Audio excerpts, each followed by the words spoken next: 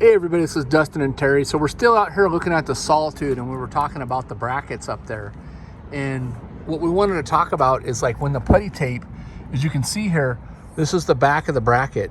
And if the putty tape is put on too thick and it's secured in place, then you take a risk of it basically every time you use it, it starts doing like a little chatter. So I don't know how I can describe it as much, but it does like a little rattle or a little chatter.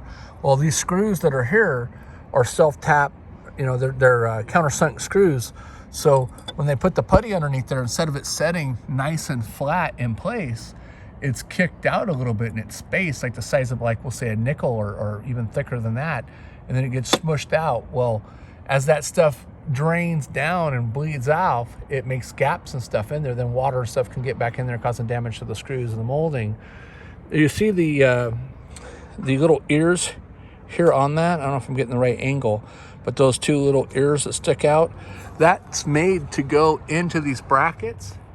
And so on the brackets, when you're looking at them, there's 4 holes. Let me see if I can catch this one a better angle with the light. There's basically 4 holes.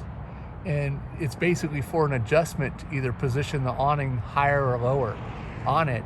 But with the brackets kicking loose, what we're now talking about, what we're concerned is if the screw holes are worn out because of the way that the wall is, we can't necessarily get back in there and do a tri-fold rivet, because if we do a tri-fold rivet, how this rail is designed to let that awning slide on there, if there's anything sticking up above it, like a head of a screw or the rivet head itself, it's not going to slide on. So we're going to get back a hold of the customer. The other option is, if the screw holes are worn out, we could then go in between these. So we would basically add another screw here, here, here, here, and offset them and so on.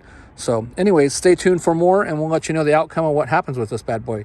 Thanks so much for watching.